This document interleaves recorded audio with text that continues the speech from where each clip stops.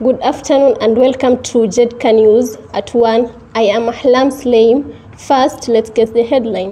Azimio One Kenya leader Raila Odinga launches Tumechoka digital platform. Tough times as fuel price in Kenya skyrocket. Matatu drivers set to stay off the road.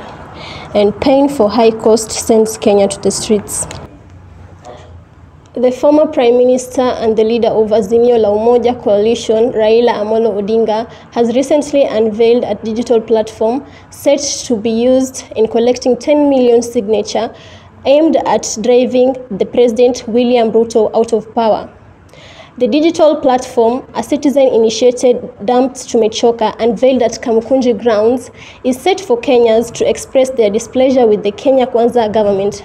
This comes as yet another spirited effort by the Azimio coalition to destabilize and pressurize the Kenya Kwanza regime to lower the high cost of living.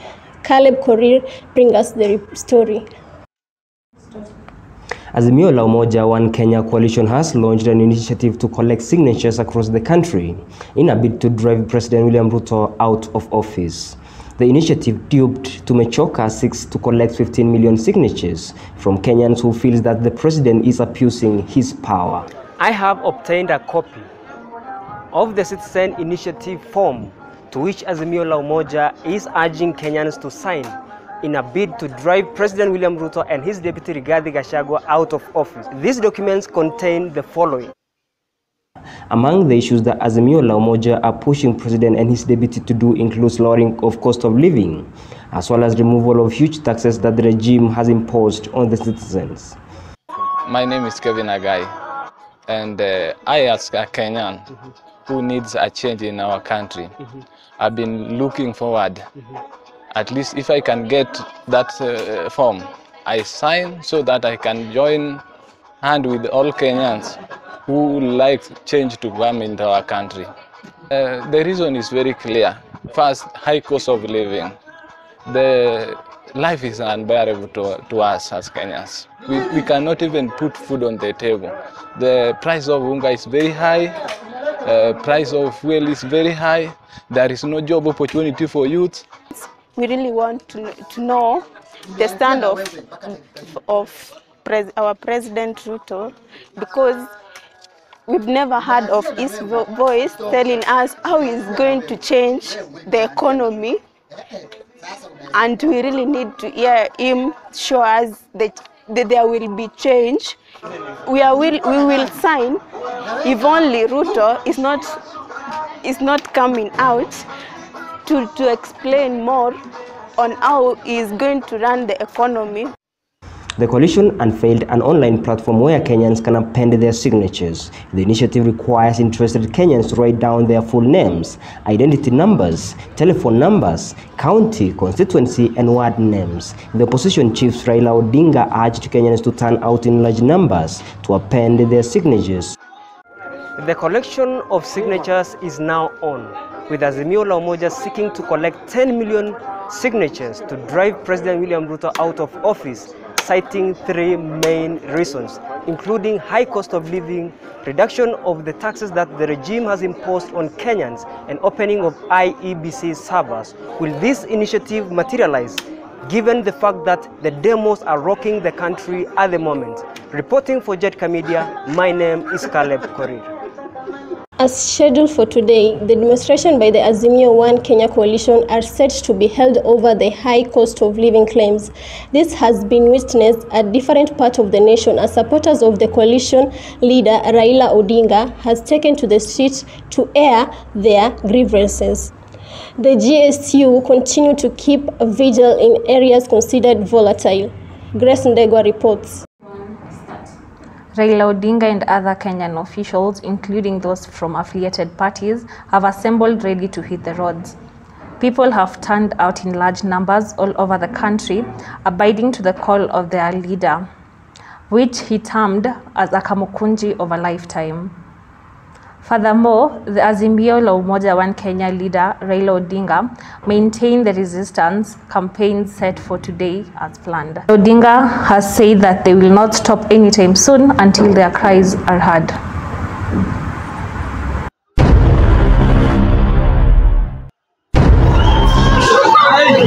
Thank you so much, Slim, from studio. As you can see in front of me, the police have deployed tear gas to disperse the crowd. Tensions are escalating and the situation is becoming more volatile. It appears that the use of tear gas was a response to perceived threats. Many demonstrators are expressing shock and dismay at the police response.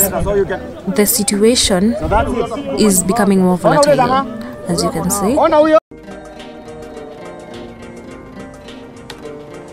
Hey baby, nakupenda kama vile mende. Honey, do you see me? Oh yes, Mambo. How's everything at home? How's my boy Junior? Your son is doing good. How's work going? Sio mbaya, kazi hapa, kazi pale, Monday mood swings pale nyuma. Oh well, have a lovely day and I'll see you in the evening. Talk to you later dear. Wacha nirudi kazi. Viber. Eish, boss, is that your wife calling? Enjoy fast video and audio streaming with speeds of up to 100 megabytes per second. Fiber, powered by Jamii Telcom. Fuel prices have been striking high following the move by Energy and Petroleum Regulatory Authority (EPRA) in doubling the value-added tax on petroleum products, to the dismay of most Kenyans. As it stands, the new price has super petrol costing nearly 196 and diesel at nearly 180 Kenyan shilling. This comes as EPRA ignores court orders suspending implementation of Finance Act 2023, which recorded an addition of VAT on fuel price from 8% to 16%. The new fuel prices are set to lead to an entire wave of inflation of goods and services, concurrently hiking the cost of living in Kenya. Joanne Jebkorir tells us more. In the heart of Nairobi, the nation's capital, the hustle and the bustle of the city is intertwined with the struggle to afford transportation. The hardworking citizens whose lives depends on reaching their workplaces, schools and market find themselves caught in a circle, rising expenses limiting their opportunities. The new fuel prices will in turn lead to entire new waves of the inflation of goods and services, e.g. the electricity, food and transport across the country currently hiking the cost of living. Identity 254 is a non-governmental organization that seeks to empower the strength of a woman. We shape, we establish, we identify, we define, we redefine, we give the power into the able hands of the woman. Find us today across all our social media platforms at Identity 254 Kenya. For further clarification, visit us at our offices in South Bay Shopping Center along Mujambi Road and next to Lay's Dry Cleaners. We are Identity 254.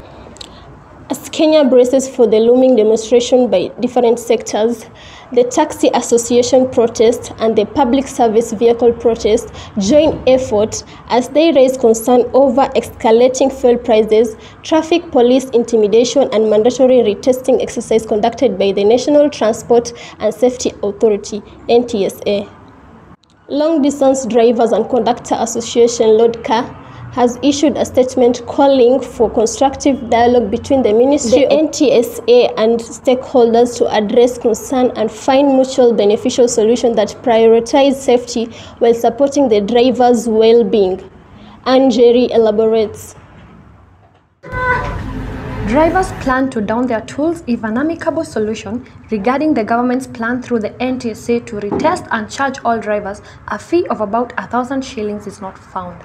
If the government through the Ministry of Transport will not act by July 12th, drivers will proceed with strikes across the country, said Elijah Nyaga, the organization's strongman. He also added that the government should look at improving and approving driving schools at the ground level instead of harassing drivers who were already done with school.